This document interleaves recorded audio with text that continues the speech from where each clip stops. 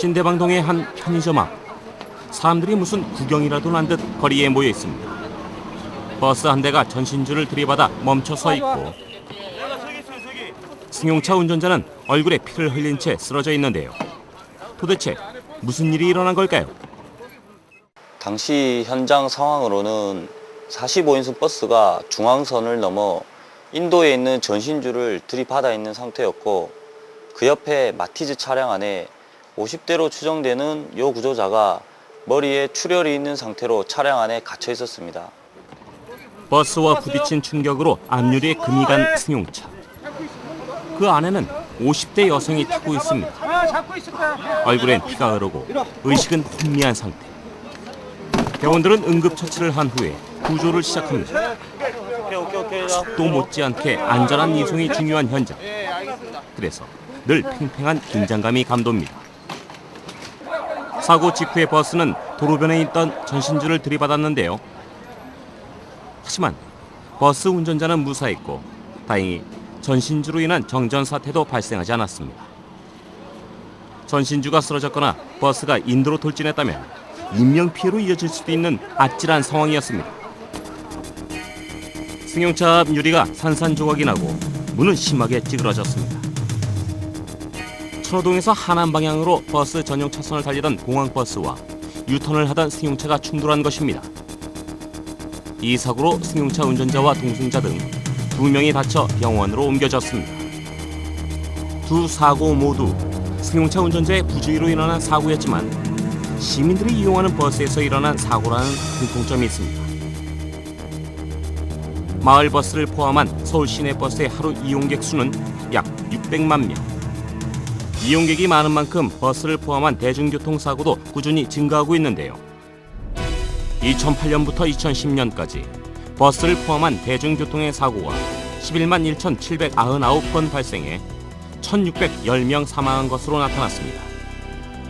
사고 원인을 분석해보면 안전운전 불이행이 18,000여 건으로 가장 많았고 안전거리 미확보가 6,288건, 신호위반이 4,019건으로 나타났습니다.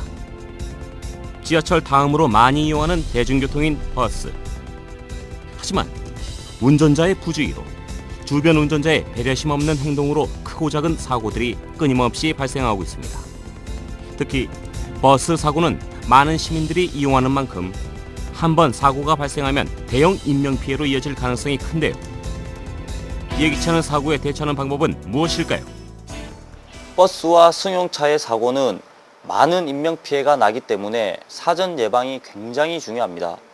버스 운전자는 정류장과 중앙차로로 이동 시 차선 변경에 유의하고 일반 차량 운전자는 버스와의 안전거리 유지 및 양보 운전으로 사고를 미리 예방하도록 해야겠습니다. 편리한 서비스와 친절로 시민들의 사랑을 받고 있는 버스. 하지만 가장 중요한 것은 시민의 안전이라는 것 꼭 기억해야겠습니다.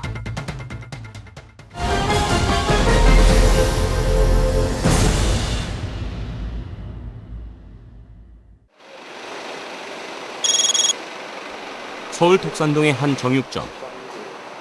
구조대원들이 한 여성을 빙 둘러싸고 있습니다. 가까이 가보니 여성의 손이 기계에 끼어 있는데요. 정육점 직원인 이 여성은 파절이를 만들기 위해 파 분쇄기를 사용하던 중 손이 빨려 들어가 사고를 당했습니다. 금천구 독산동 정육점에서 아주머니께서 파 분쇄기에서 작업을 하다가 오른손 검지가 낀 상태에서 저희가 출동 신고를 받고 출동을 하였습니다. 출동해서 도착해 보니까 아주머니께서 낀 상태에서 상당히 고통을 호소하고 있었습니다. 기계에 끼인 손을 빼내기 위해선 기계를 절단해야 하는 상황. 손가락은 이제 조그마한 충격에도 큰 부상으로 이어질 가능성이 큰데요. 이 때문에 구조대원들의 신경이 바짝 곤두섭니다. 다친 손가락이 아픈지 사고 여성은 신음소리를 내뱉습니다. 그럴 때는 대원들의 속은 더욱 타들어갑니다. 일단 기계에서 이제 손이 껴있는 스크류 부분을 분해하는 작업을 시작하는데 아주머니가 너무 고통을 호소하니까 일단은 병원에 갈 수 있도록 기계와 스크류 부분을 분리해서 병원으로 이송 후에 구조 작업을 한 지 10여 분. 드디어 기계에 끼었던 손가락이 빠져나오는데요. 사고 여성은 손가락 뼈가 부러져 인근 병원으로 후송됐습니다. 산업이나 작업 현장에서 자주 발생하는 감김 끼임 사고.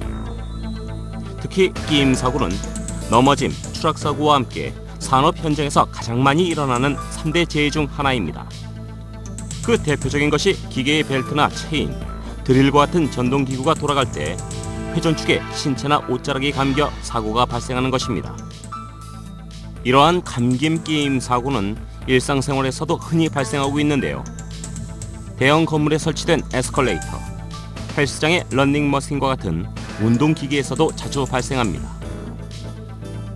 특히 몸집이 작고 호기심이 많은 어린이의 경우 이런 기계에 무심코 손과 발을 가져다 대면 사고로 이어질 수 있는데요. 지난 2월에도 4살 남자아이가 작동 중인 믹서기에 손가락이 끼어 구급대가 출동하기도 했습니다. 엄마가 잠시 한눈을 판 사이 아이가 믹서기에 손을 대 벌어진 사건이었는데요. 아이는 다행히 무사했지만 엄마는 놀란 가슴을 쓸어내려야 했습니다. 한순간의 부주의로 절단, 뭉개짐, 골절 등 치명적인 부상을 입을 수 있는 감김, 끼임 사고.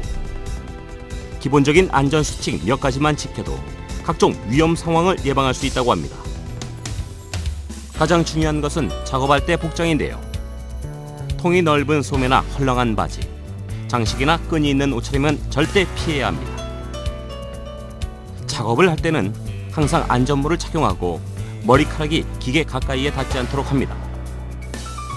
드릴을 사용할 때는 면장갑을 끼는 것보다 맨손이 더 안전합니다.